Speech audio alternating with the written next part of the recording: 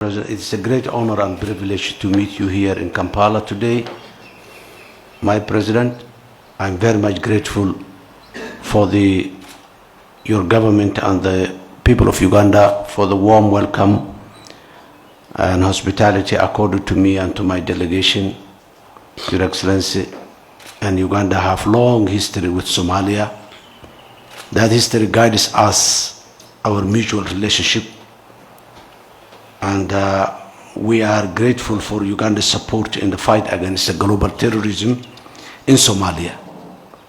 The terrorism in Somalia is not Somali. They don't have a Somali agenda, but they are global, and they have a global agenda. They wanted to rule the world from Somalia, which is impossible. Your Excellency, the UPDF, as part of the ATMIS mission, is undertaking courageous activities and operations alongside the Somali security forces.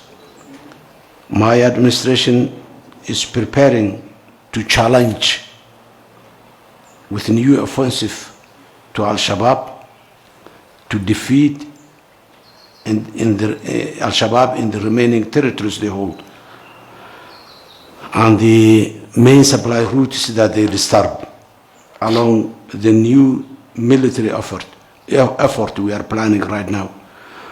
We will also be fighting Al-Shabaab ideologically. That ideological front is in two parts. One is the spiritual, the religion. We need to convince our people that their school of thought about the Islamic religion is not the right one. And we have so many proofs to prove that. The other component of that front is the issue of patriotism, as rightly said. Somalia belongs to Somalis, and it is them who is responsible and who is in charge of it. We are also fighting Al-Shabaab in a third front, which is the financial or economic one. This time, Your Excellency, there will be a comprehensive approach to annihilate Al-Shabaab on our part in Somalia.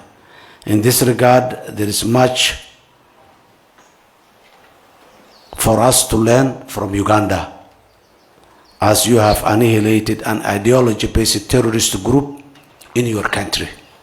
That experience is very, very useful to Somalia.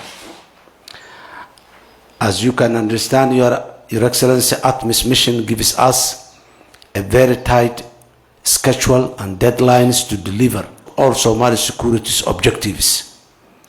It's fundamental that we coordinate our joint political effort in engaging and galvanizing support from our people and our international partners to continue the effort to annihilate Al-Shabaab and deliver lasting peace and security for the people of Somalia, the region, and the world at large.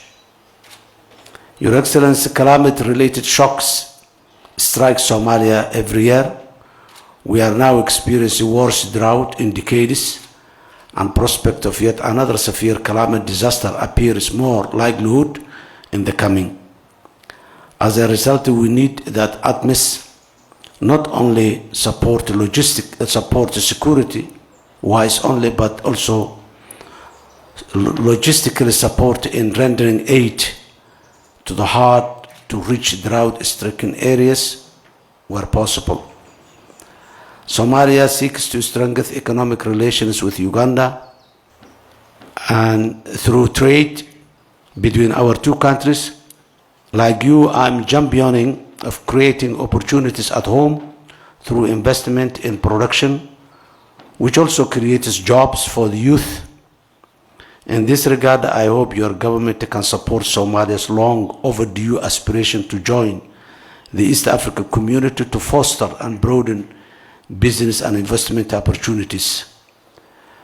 The Somali people are very entrepreneurial, and many have invested in this beautiful, rich country of Uganda. We would like you to continue welcoming them, and we look forward to welcoming Ugandan investors in Somalia as well. Those who seek opportunities in many of our competitive industries, including agriculture, fisheries, service sector, and many more. With the largest coastline in mainland Africa, Somalia has the potential to cover the fish demands of Uganda at a reasonable rate. Your Excellency, Mr. President, I am convinced that there are no limitations to what we can accomplish together through partnership and cooperation. Somalia-Uganda Partnership Summit presents an opportunity for us to reflect on our partnership while also using lessons learned to build on our future aspirations, particularly from your experience here in Uganda. Your Excellency, we thank Ugandan government, which you so ably lead to providing educational opportunity to thousands of Somali students across your country.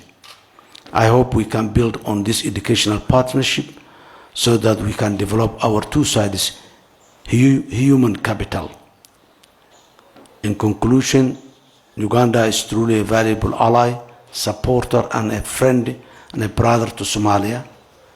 Your personal leadership and commitment alongside your government's efforts in Somalia in the last decade have supported us to go forward to a better future. Your Excellency, on line of that, I would like to invite you to visit us so that you can share your rich experience in lifetime. And I'm again and again very much grateful for what Uganda did for Somalia in more than a decade now. And our mutual relationship has flourished based on that sacrifice that Ugandans did for Somalia, with the only interest you had to see Somalia and Somalis in a peaceful life. I thank you, Your Excellency. Thank you.